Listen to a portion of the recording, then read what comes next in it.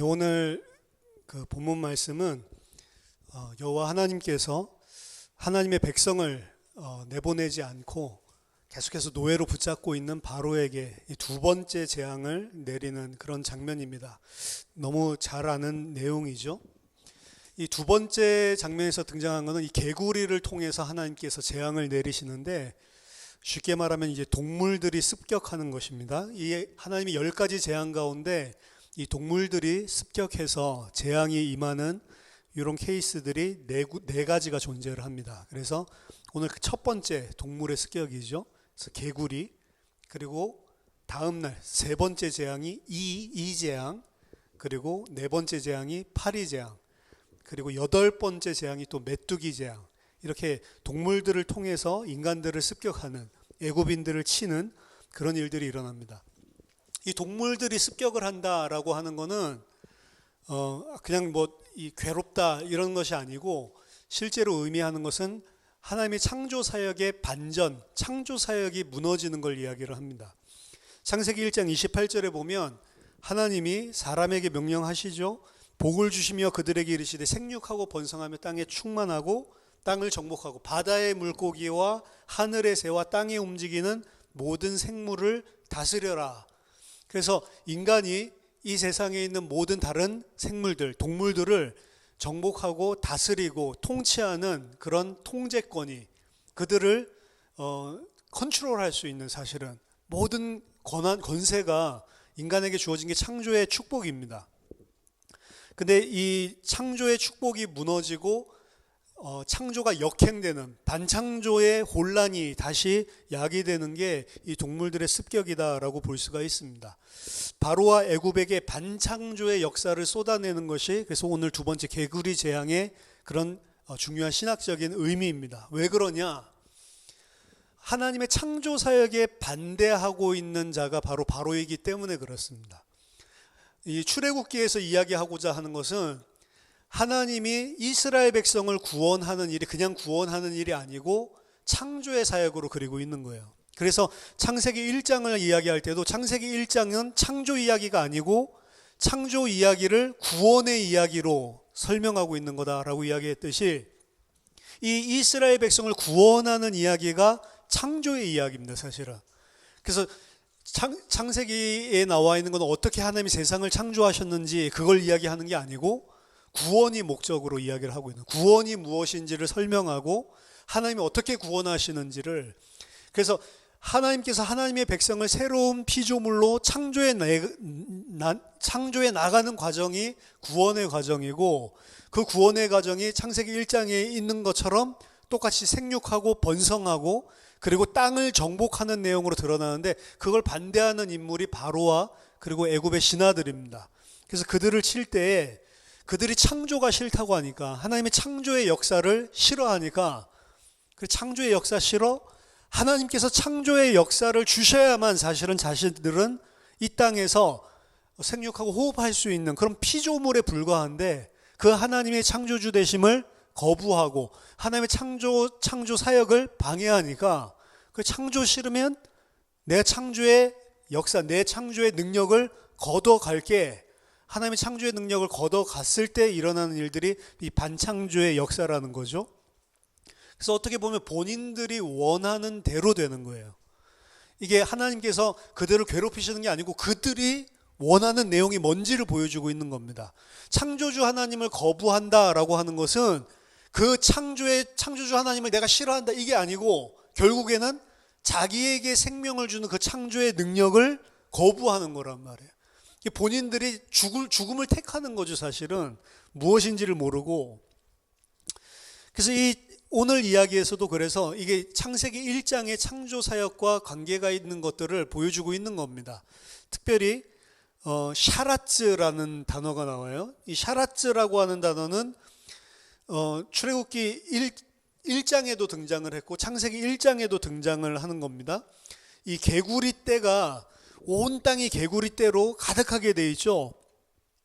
여기 보면은 개구리가 그냥 단순하게 가득한 것이 아니고 개구리가 나일강에서 무수히 생기고 올라와서 내 궁과 내 침실과 내 침상위와 내 신하의 집과 내 백성과 내 화덕과 내 떡반죽 그릇에 들어갈 것이며 개구리가 너와 내 백성과 내 모든 신하에게 기어오르리라. 이건 무수하게 생긴다라고 이야기를 하는데 그 샤라츠라고 한다네요. 샤라츠라고 한다는 출애굽기 1장 우리 같이 설교했을 때 거기서도 설명했었던 단어입니다.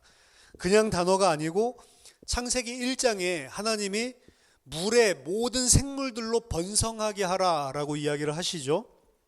창세기 1장 20절에 하나님이 이르시되 물들은 생물을 번성하게 하라. 땅 위 하늘의 궁창에는 새가 나르라 하시고 하나님의 큰 바다 짐승들과 물에서 번성하여 움직이는 모든 생물을 그 종류대로 날개 있는 모든 새를 그 종류대로 창조하시니 하나님 보시기에 좋았더라. 물들은 모든 생물들로 번성하게 하라 라고 했죠. 그게 번성하다라고 하는 그 의미인데 샤라츠라고 하는 건 그냥 단순하게 많아지다 이런 소리가 아니고 출애굽기 1장 7절 설명할 때 제가 말씀드렸는데 이 버글버글한 거. 그래서 출애굽기 1장 7절에 이스라엘 자손은 생육하고 불어나 번성하고 매우 강하여 온 땅에 가득하게 되었더라. 여기서 생육하고 불어나라고 하는 단어가 샤라츠라고 했는데 그냥 불어나는 게 아니고 막 벌레들이 완전히 버글버글한 거, 그거를 샤라츠라고 합니다. 창세기 1장에서 나왔었던 그 샤라츠라는 단어, 그리고 그 창세기 1장의 창조의 역사가 이스라엘 백성에게도 그대로 일어나고 있는 게 출애굽기 1장 7절이죠. 근데 그걸 싫어하는 게 바로란 말이에요. 그럼 바로에게 개구리가 샤라츠하게 만드는데 창세기 1장과 그리고 출애굽기 1장에서 나와 있었을 때 그 생육하고 번성하고 그리고 버글버글한 거, 그거는 사실은 저주가 아니고 재앙이 아니고 축복입니다. 온 땅에 그 하나님이 생물로 번성하게 하고 가득 차게 하신 건 사실은 축복의 전조였는데 이 하나님의 축복의 창조 사역을 싫어하는 이들에게 똑같은 버글버글해지는 샤라츠라고 하는 그걸로 개구리 재앙으로 치시는데 그냥 개구리가 여기저기 귀여운 게 뛰어다니는 게 아니죠. 미국에 가보면 이 차이니스 그 식품점이 있는데 그 중국 사람들은 이 개구리를 뭐 식용으로 잘 먹습니다. 개구리 요리도 많이 있는데 그러니까 이 커다란 이제 독 같은 데다가 개구리를 팔아요. 그래서 그 뚜껑을 열면 안에 개구리가 가득가득 차 있는데 그냥 개구리가 아니고 황소개구리죠. 거의 뭐 사람 팔뚝만한 거. 그런 것들이 막 겹겹이 그 독 안에 가득 차 있습니다. 그거 어떻게 꺼내가지고 그거 보면서 먹고 싶다 이런 생각이 드는지 몰라요. 얼마나 징그러운지 모릅니다. 저희 딸도 요새 뭐 이 유튜브를 갖다가 많이 보니까 개구리를 보는데 황소개구리를 얘가 처음 본 거예요. 그래서 맨날 이 TV에 나오는 조그만 청개구리 이런 거 생각하다가 황소개구리를 갖다가 인터넷에서 보고 이 개구리가 막 물고기도 잡아먹지 뭐 다른 뱀까지도 심지어 잡아먹지 이런 거 보니까 개구리 징그럽다고 생난리를 치는데 개구리가 징그러워서 저도 어렸을 때는 막 잡았는데 손으로. 요새 산에 가서 등산 몇 번 했잖아요. 산에 가서 개구리 보면 조그만 청개구리는 그래도 지금도 귀여운데 막 이만한 개구리들 보면 징그러워서 만지지를 못하겠어요. 거의 막 뱀 보듯이 할 정도로. 제가 봤을 때는 이 생육하고 번성하여 땅에 충만하라라고 했을 때 그 축복과는 전혀 다른, 그래서 이 떡반죽 그릇에도 나와 이게 그 그릇에서 제가 봤을 때는 발 디딜 틈이 없을 정도로 그런 황소개구리 같은 징그러운 개구리가 아마 가득 차지 않았을까라고 생각합니다. 그래서 이걸 뭐라고 이야기를 하냐면 멸망하게 만드는 풍요로움이라고 하는 거예요. 풍요하고 많으면 우리는 좋은 줄로 생각하는데 사실은 이 개구리라고 하는 것이 애굽 사람들에게는 좋은 거예요. 헤켓이라고 하는 개구리 여신이 있습니다. 나일강도 지난주에 보면 신이라고 그랬죠. 나일강도 풍요로움을, 기름진 땅을 주고 이 많은 풍작을 나게 하고 많은 곡식들을 추수하게 만드는 그런 기름진 것들을 풍요롭게 주는 여신이 그 나일강 신이고, 동시에 개구리 또한 나중에 제가 한번 이미지를 올려드리겠습니다. 애굽 신들 보면 이제 뭐 벽화에 나와 있고 이러는데 이 머리는 개구리고 몸은 이제 일반 인간처럼 이 여신인데 이 헤켓이라고 해서 다산의 여신이에요. 개구리들이 알을 낳으면 한두 개 낳는 게 아니잖아요. 뭐 크다하게 낳죠. 그러니까 다산을 하고 축복하는 사실은. 그러니까 옛날에는 아이를 많이 가지고 있는 게 힘이었죠. 농업 사회일수록 자식을 많이 가지고 있는 게 힘이고 능력이었습니다. 자식을 조금 가지고 있다 그러면 조금만 가지고 있는 게 아니고 노동력 자체가 없고 사실 힘이 없어지는 거예요. 그래서 다복한 사람 누구냐? 자녀 많은 사람. 일단은 자녀가 많고 그리고 이 가족이 커지면 그 사람 참 축복받았다. 이 애굽 사회도 마찬가지였거든요. 그래서 이 다산을 갖다가 장려하고 당연히 다산이 축복 중에 하나였고 개구리가 많은 알들을 낳고 부화를 하니까 이 개구리가 다산의 신으로 섬겼단 말이죠. 그래서 개구리라고 하는 것은 이들에게는 풍요로움을 상징하고 다산을 상징하고 복이라고 생각을 했는데 이게 뭐냐면 멸망케 만드는 풍요로움을 하나님 보여주시는 거예요. 우리는 이 땅에 살 때 이 땅에 많은 것들을 가지고 있으면 행복하다라고 생각하고 있는데 이 땅에 많은 것들이 하나님의 축복과 하나님의 통치하심 가운데 있어야 그게 복이 되는 것이지 많은 것들을 가지고 있는데 하나님의 통치가 싫다? 하나님의 복 아래 있지 않다? 그럼 오히려 저주가 된다는 거예요. 원래 하나님의 통치 아래 있고 하나님의 복 아래 있을 때는 샤라츠라고 하는 것은 생육하고 번성하는 축복이었지만 하나님의 통치와 하나님의 창조주 되심을 거부하고 하나님의 복 아래 있지 않을 때는 오히려 샤라츠, 생육하고 번성하게 되는 것이 저주가 되어버리고 재앙이 되어버리는 거죠. 그래서 풍요로움의 멸망입니다.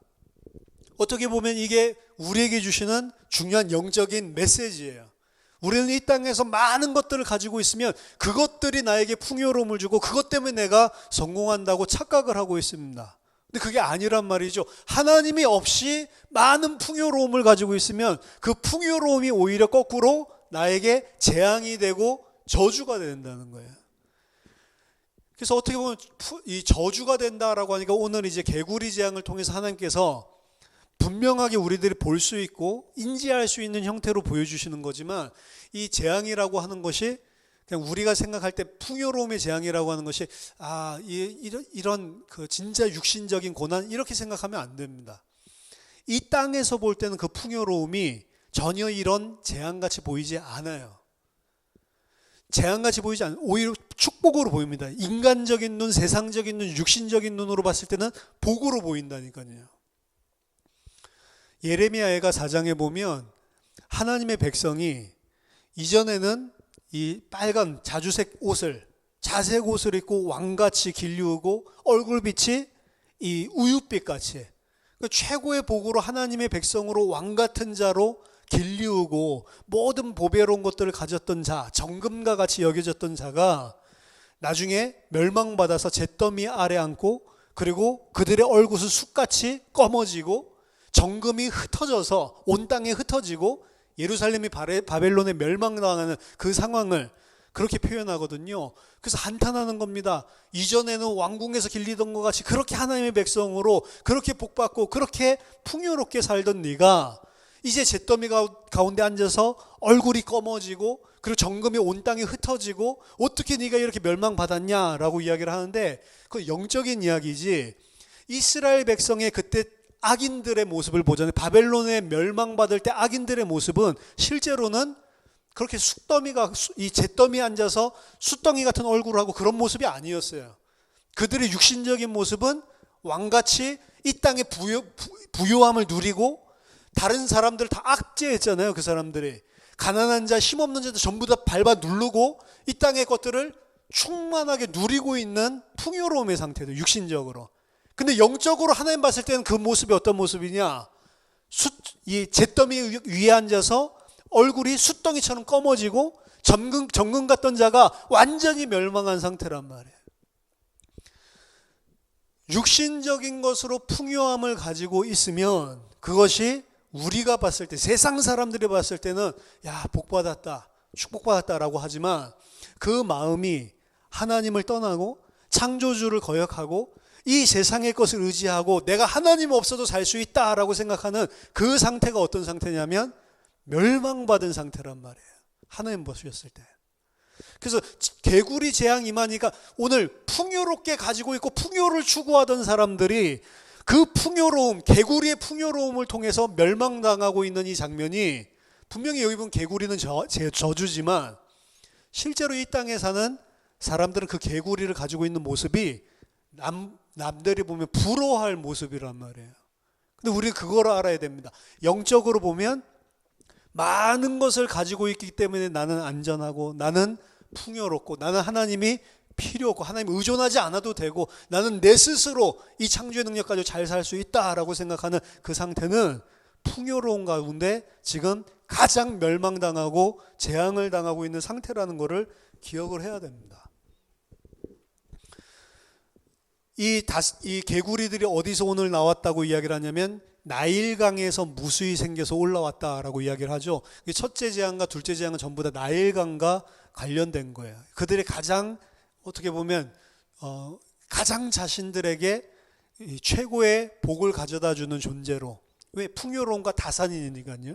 근데 그거부터 하나님께서 초장부터 무너뜨리시는 겁니다. 그리고 이 나일강은 지난주에도 설명을 했지만 이 출애굽기 1장에 보면 이스라엘 남아들을 살해했던 그 현장이죠. 그 나일강물에 빠뜨려서 죽이려고 했었던 그곳입니다. 그래서 거기에 대한 하나님께서 직접적으로 이 심판을 하고 계시는 그런 장면이 첫째 재앙, 둘째 재앙이다라고 볼 수가 있습니다. 이 재앙의 목적은 뭐냐? 목적은 출애굽기 8장 10절에 등장합니다. 그가 이르되 내일이니라 모세가 이르되 왕의 말씀대로 하여 왕에게 우리 하나님 여호와와 같은 이가 없는 줄을 알게 하겠다. 재앙의 목적은 그거예요. 재앙을 통해서 뭘 깨달으면 우리 하나님 여호와 같은 자가 없구나, 참 하나님이 누구시구나 라고 하는 것을 알려주는 겁니다. 이것을 멸망받을, 심판받을 자들에게도 알려줘요. 그래서 심판받는 자도 마지막에 보면 심판의 그 시간표에 모두 주 앞에 무릎 꿇고 예수가 주요, 예수가 그리스도라는 사실을 인정하지 않으면 안 되도록 하나님의 영광을 심판으로 드러내시는 거고, 구원받는 하나님의 백성에게도 하나님의 역사를 통해서 여호와 우리 하나님과 같은 분은 없다라는 사실을 인식하게 만드는 거예요. 근데 심판받을 자는 똑같은 그 일들 속에서 여호와께 돌아오지 않습니다.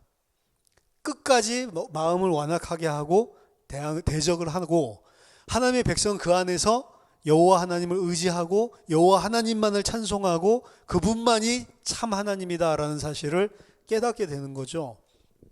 그래서 이 재앙의 목적은 여호와 하나님과 같은 신이 없다. 다른 신들, 너희들이 만들어낸 거짓 신들은 참 창조주 하나님과 비교할 수 없다라고 하는 사실을 깨닫게 만들어주는 겁니다. 이 개구리라고 하는 것은 또 개구리가 이 등장하는 곳을 보면 오늘 뭐 출애굽기 8장에서는 막 이 개구리라는 단어가 자주 등장하지만 그 위에 구약 성경에 딱 두 군데만 더 등장을 하고요. 시편이나 이런 데 등장을 하고요. 그 시편이나 이런 데서 등장할 때 보면 다 이 이야기예요. 이 이야기 하면서 나오는 거예요. 그리고 신약 성경의 개구리 이야기가 딱 한 번 더 나옵니다. 계시록 16장이에요.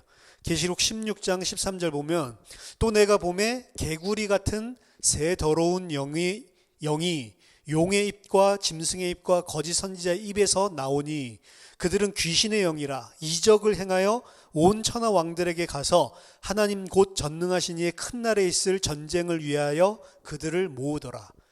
이 개구리 같은 새 더러운 용이 용과 짐승과 거짓 선지자, 우리 계시록 강의할 때 설명했죠.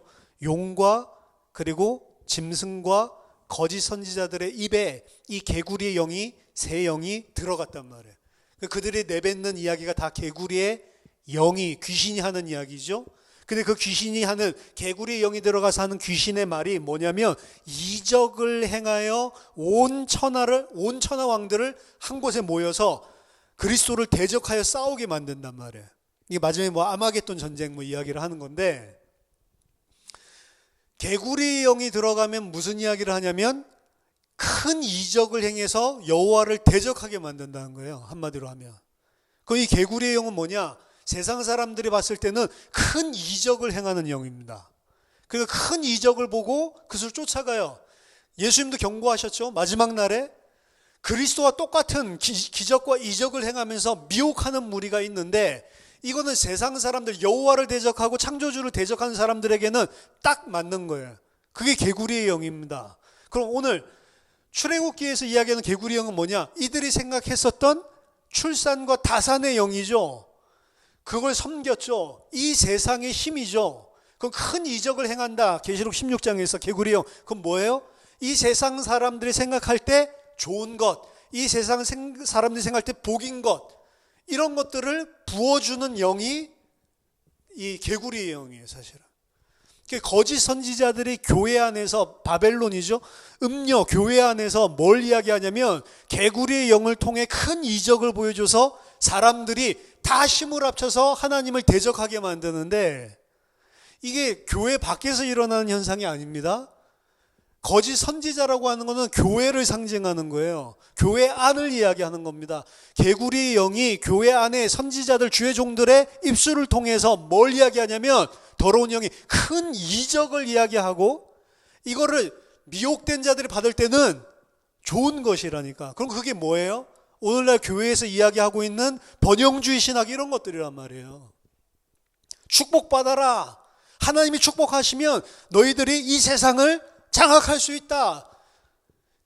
우리가 진짜로 무릎 꿇고 기도하면 우리는 세상 사람들을 이길 수 있는 큰 힘을 얻을 수 있다. 하나님 복 주신다.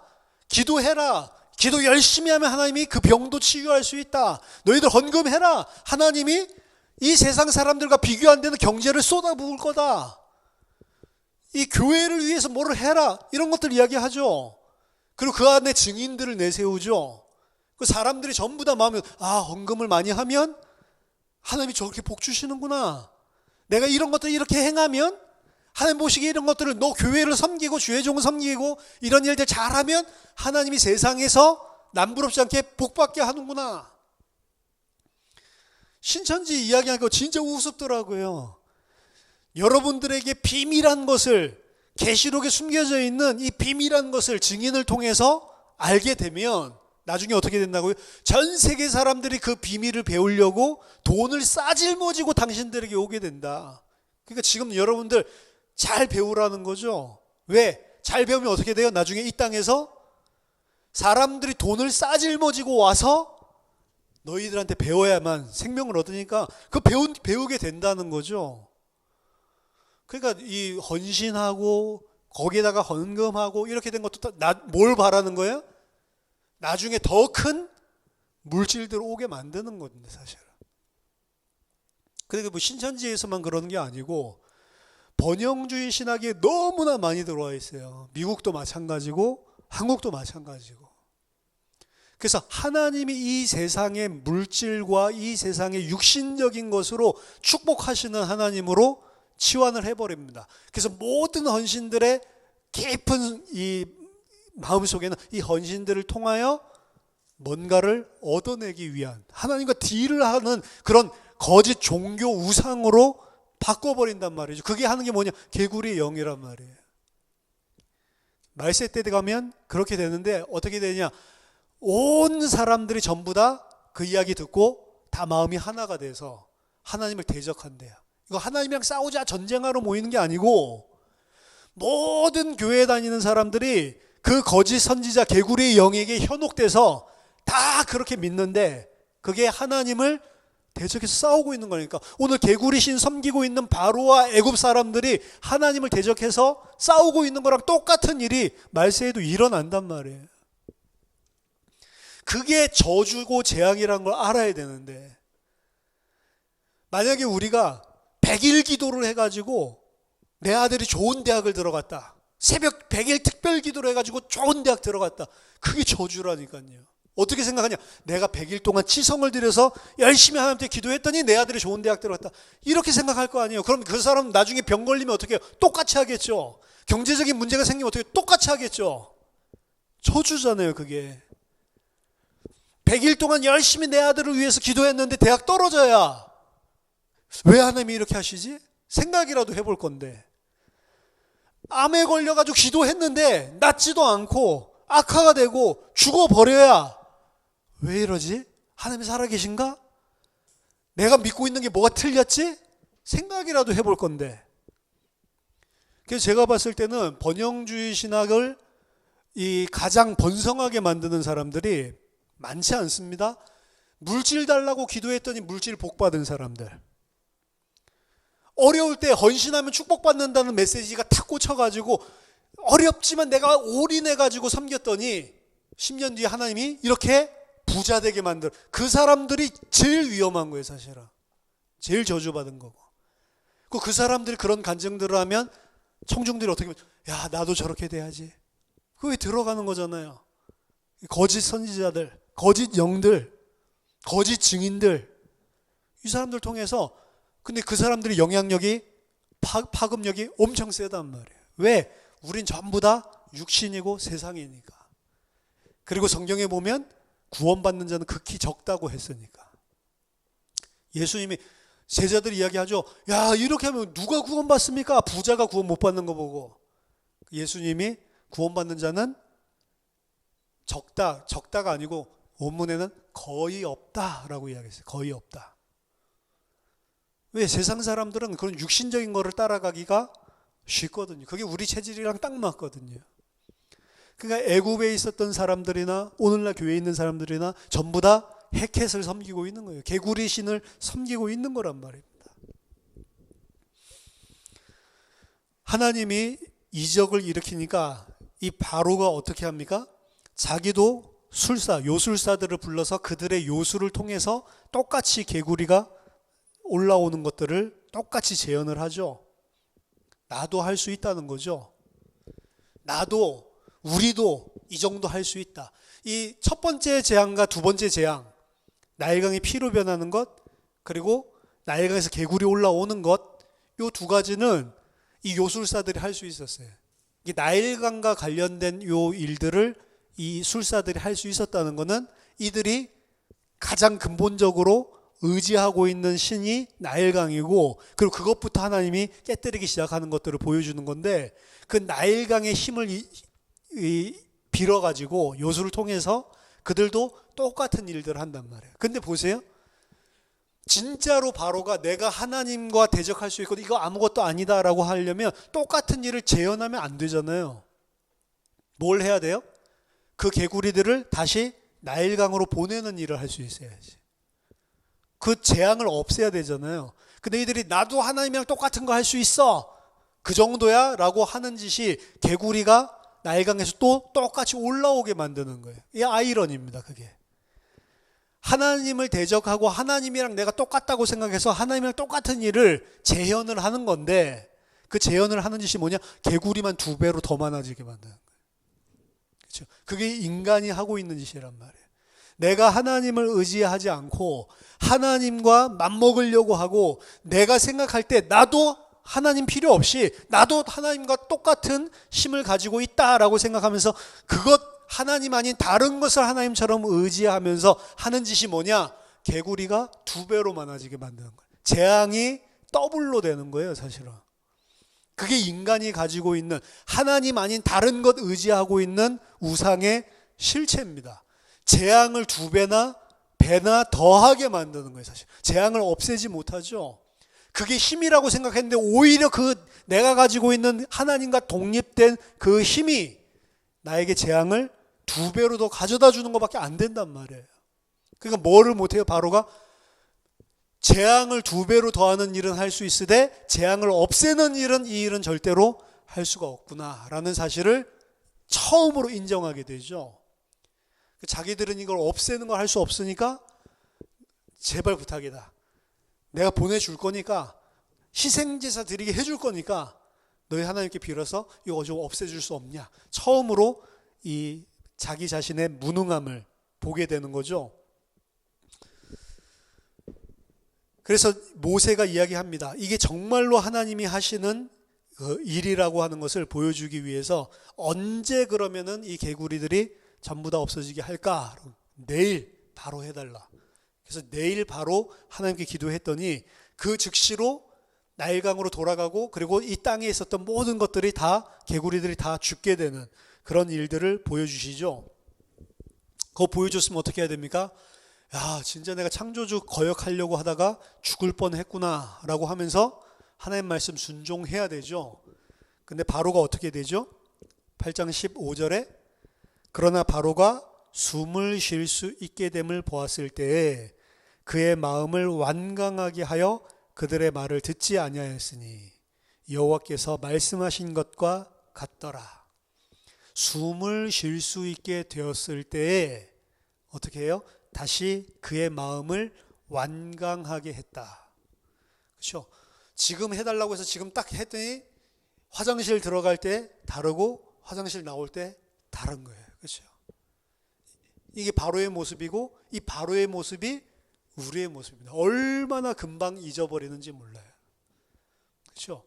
하나님 창조주고, 아무리 이야기를 하고 이 세상의 것, 육신의 것, 그것은 하나님 없이 그것이 내가 그것을 하나님으로 삼고 있으면 저주고 재앙이고, 재앙을 더블로 더 만들 수밖에 없고, 하나님을 전체가 다 모여서 대적하는 것이고, 말씀 들을 때는 다 알죠. 그것도 우리가 인생의 고난을 통해서, 인생의 여러 가지를 통해서 우리가 하나님 바라보게 하시는구나, 근데 그 하나님 바라보게 하시는구나 깨닫고 하나님 바라보고 그 문제가 싹 없어지고 숨 좀 쉴만 하면 어떻게 되죠? 또다시 육신으로, 또다시 하나님을 대적하는, 또다시 하나님 아닌 다른 것 의존하는 걸로 금방금방 돌아가잖아요. 이 바로의 모습이 사실은 우리의 모습입니다. 약해짐을 인식하기는 시작했지만 실제 그 약해짐이 없어지면 또다시 원래 상태로 돌아가는 거죠. 근데 하나님의 백성도 이 똑같은 과정들을 사실은 반복하면서 조금씩 나아지는 겁니다. 근데 결국에는 하나님을 대적하는 쪽으로 돌아가는 사람이 있고, 결국에는 하나님을 경외하는 쪽으로 돌아갈 사람이 있어요. 그게 뭐랑 똑같냐면, 하나님을 대적하는 쪽에 말뚝을 하나 꽂아놓고 하나님을 경외하는 쪽에 말뚝을 하나 꽂아놓고 고무줄 걸려있는 거랑 비슷하다고 보면 돼요. 하나님 쪽으로 우리가 잘못했구나 깨닫지만 결국에는 사건 풀리고 나면 고무줄 놓으면 어디로 돌아가요? 말뚝 꽂혀있는 하나님 대적하는 쪽으로 돌아간다. 아무리 하나님 끌어오려고 기적과 이적을 보여주고, 야 저거 뭐 보여줬는데도 그러냐? 근데 하나님 택하지 않은 사람은 어디로 돌아가? 결국에는 하나님 대적하고 하나님 의지하지 않는 쪽으로 돌아가 버립니다. 근데 하나님의 백성은 아무리 발버둥 치고 우리의 체질 때문에, 우리 육정 때문에 하나님을 거역하는 쪽으로 아무리 가더라도 결국에는 어떤 사건을 통해서 하나님이 하나님 경외하는 쪽으로 돌아놓게 하는, 그게 뭐에 따라서 결정되냐? 말뚝이 꽂히는 거는 하나님이 창세전에 택하신 하나님의 선택에 따라 되는 거예요. 사실은 하나님의 백성을 택하신 자는 말뚝이 어디 꽂혀 있냐면 창세전에 이미 하나님이 말뚝을 하나님 경외하는 쪽으로, 하나님 백성으로 꽂아 놓은 거예요. 사실은 이 땅에 태어나면서 육신을 가지고 세상에 너무 체질이 하나님 모르는 그 체질로 태어난다 하더라도 말뚝이 애초에 어디 꽂혀 있냐면 하나님 백성에 꽂혀 있다니까.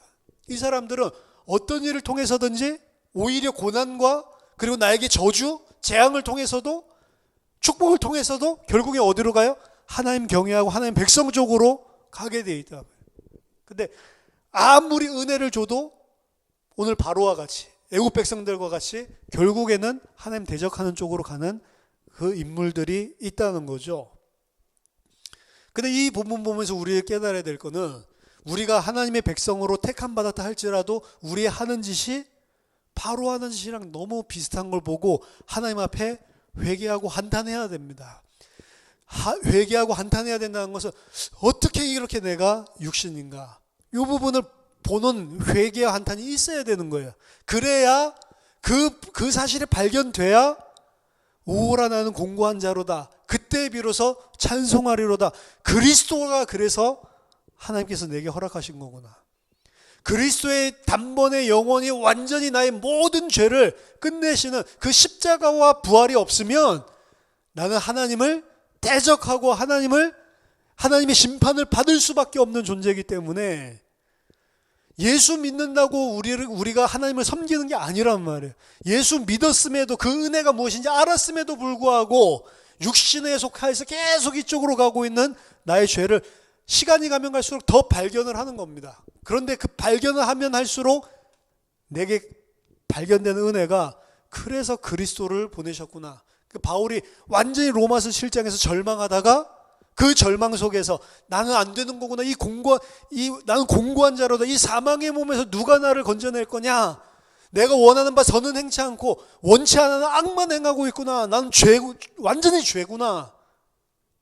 그 사실을 깨달았을 때 찬송하리로다. 그래서 그리스도 예수 안에는 결코 정죄함이 없는 그 방법으로 나를 구원하셨구나. 내가 안 되는 줄 알기 때문에 완전한 방법을 은혜로 하나님 준비하셨구나. 이 그리스도 아니었으면 어떻게 내가 살아날 수 있었을까? 완전 절망 가운데서 깨닫게 되는 거죠. 근데 오늘 바로 보면 완전 절망을 안 해요, 사실은. 여전히 나 할 수 있다라고 생각을 합니다.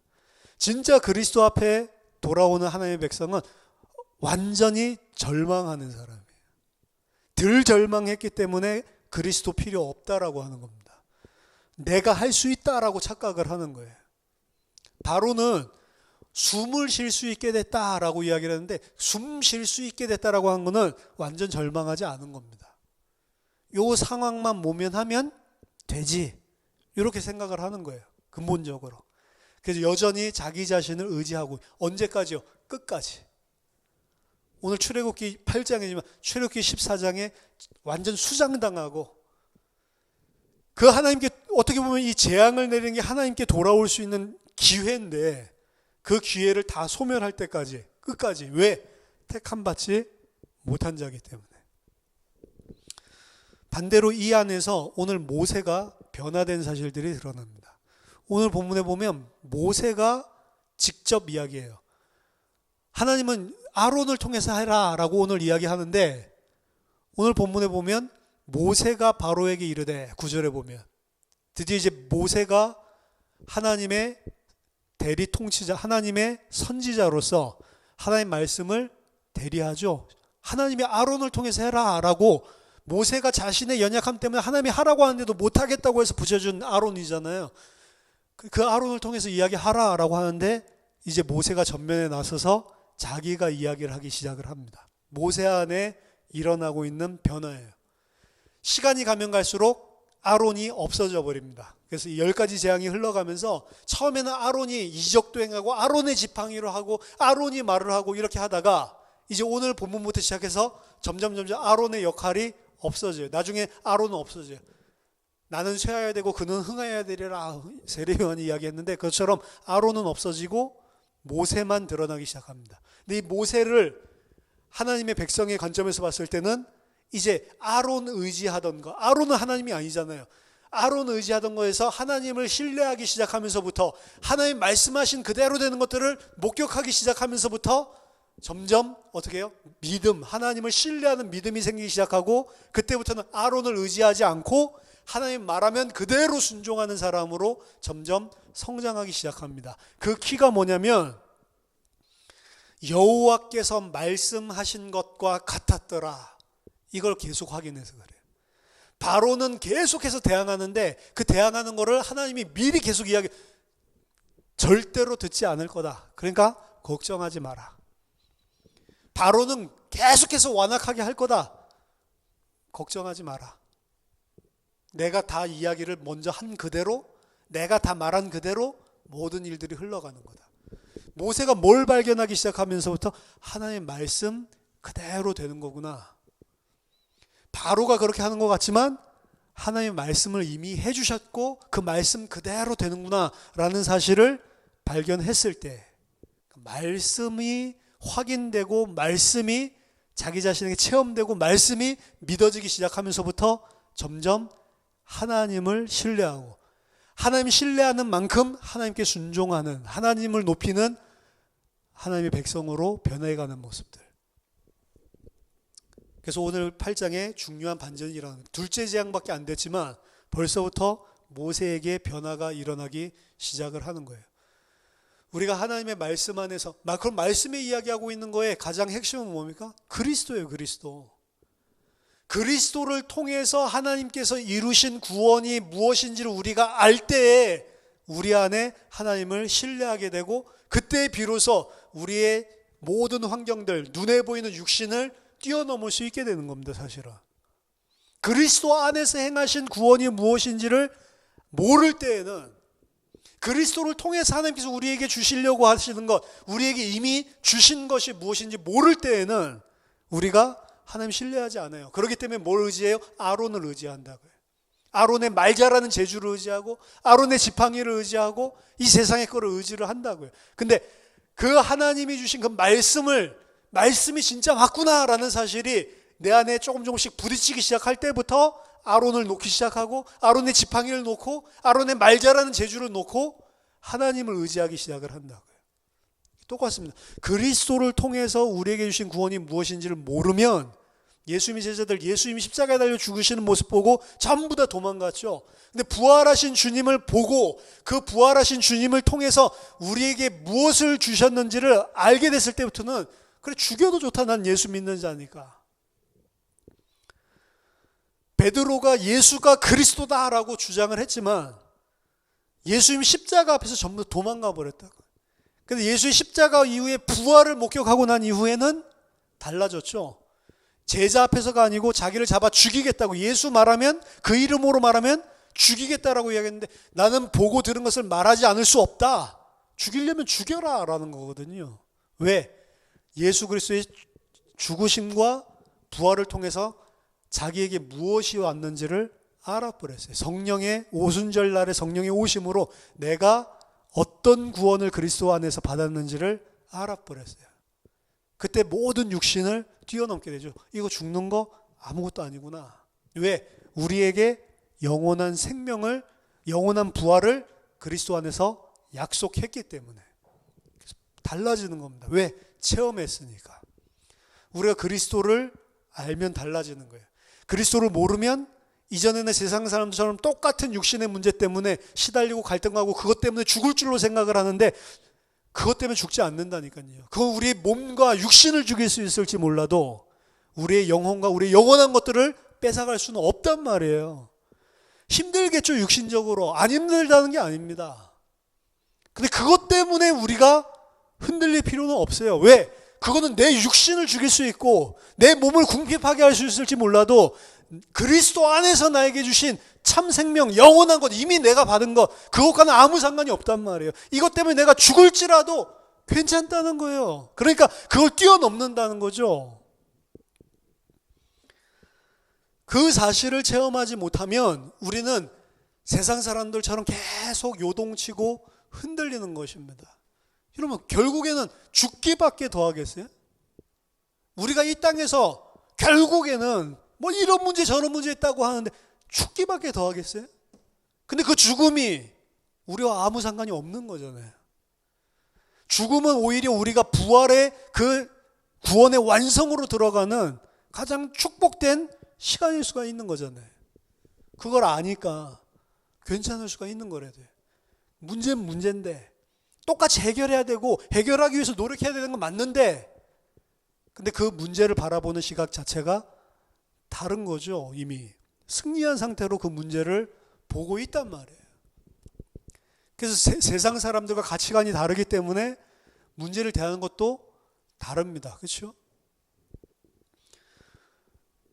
세상 것들을 의지하고 자기 힘을 의지하고 있는 당대 최강대국 애국과 그리고 그걸 통치하고 있었던 바로, 오늘날에도 뭐 미국도 비슷한데 지금 뭐 코로나 때문에 큰일 났죠. 미국에 계신 분들 아는 분들이 저는 좀 많이 있잖아요.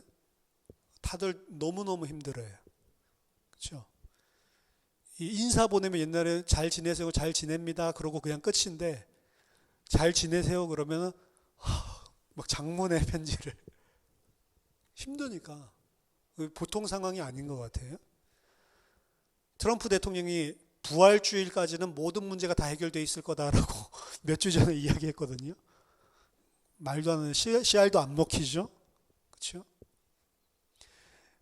미국의 그 21세기에 있었던 재앙 중에 가장 미국 사람들에게 충격을 줬었던 재앙 중에 하나가 9.11 사태입니다. 그때 쌍둥이 빌딩 무너지면서 엄청나게 많은 인명피해가 있었고, 자기네들이 그렇게 자랑하고 자기네들이 경제 대국이고 자기네들의 그 월드 트레이드 센터잖아요. 세계 무역센터를, 상징적인 건물을 무너뜨려 버리니까 그때 완전히 멘붕이 왔었죠. 그때 무슨 일이 벌어졌냐? 전국적으로 그 9.11 사태가 일어난 주일에 엄청나게 많은 기독교인들이 교회로 갔어요. 울면서 기도했다고. 하나님 앞에. 인간이 나약하니까 재앙을 통해서 자기 자신이 얼마나 힘이 없음을 보고, 자기 자신이 생각했었던 세상의 가치가 이 타격을 받는 거 보고 벌어진 게 뭐냐? 많은 교회 떠났던 사람들이 교회로 돌아가서 회개하고 기도하고 이런 일들이 영적으로는 벌어졌다고요. 코로나 사태도 제가 봤을 때는 마찬가지입니다. 재앙이 터지면 돌아간다. 근데 바로랑 똑같죠? 숨 좀 쉴만 하면 잊어버리는 거예요. 그럼 첫째 재앙으로 끝날 거를 둘째 재앙, 둘째 재앙으로 끝날 걸 셋째 재앙, 계속 오는 겁니다. 열째 재앙까지.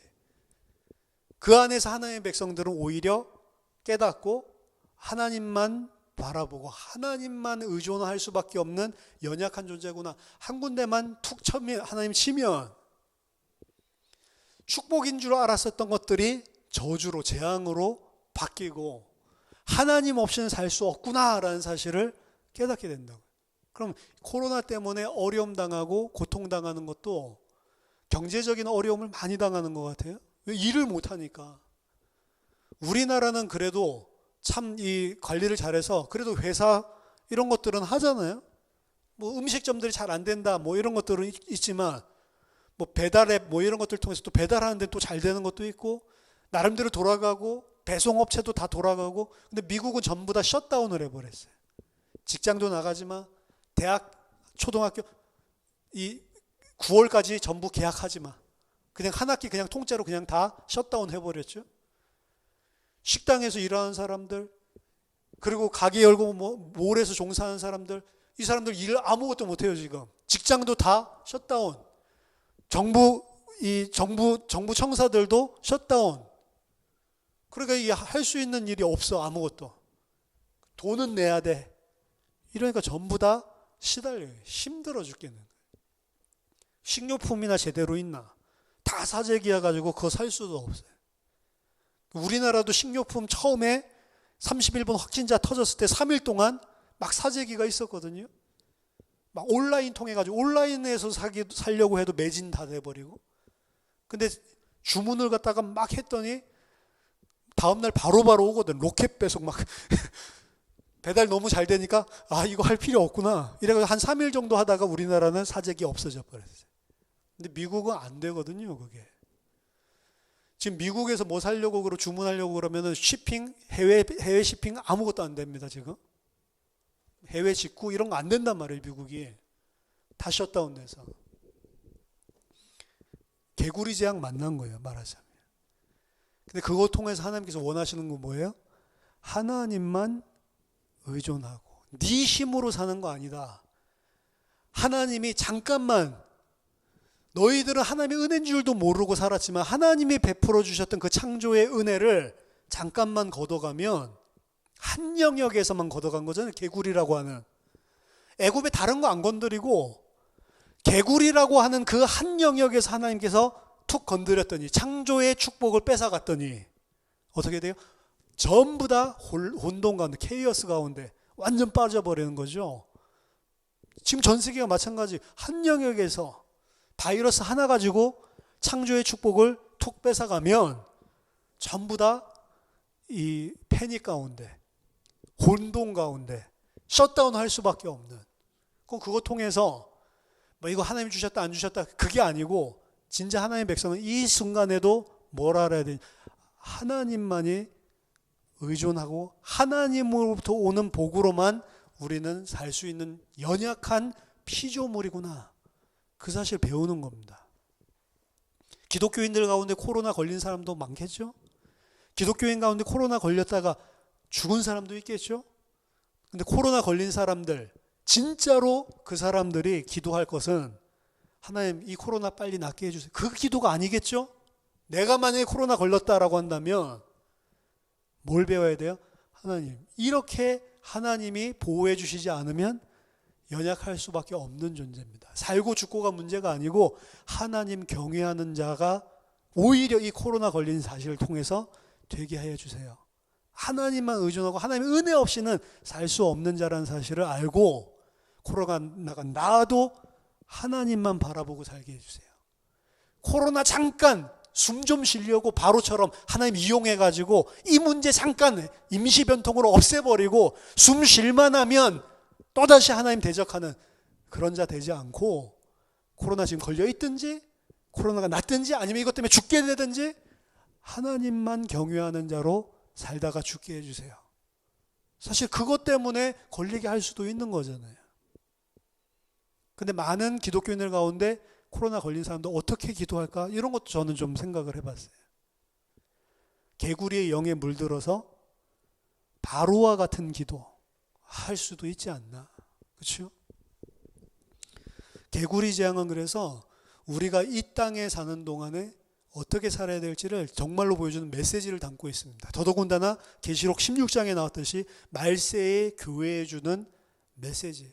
우리는 개구리가 축복을 준다고 생각하지만 그 개구리를 하나님처럼 의지하고 산다면 그게 축복이 아니고 재앙이고 재앙이 더블로 더하는, 그래서 우리가 진짜로 하나님만 의지하고 하나님만 바라보는 주의 백성으로 성장하고, 지금 어려움이 많고 여러 가지 경제적으로 여러 가지 사회적으로 어려움들이 많이 있는 그런 시간표인데 이 속에서도 저와 여러분들이 하나님 경외하는 자로 승리하게 되기를 예수 그리스도 이름으로 축원합니다. 기도하겠습니다. 하나님 아버지 은혜를 감사드립니다.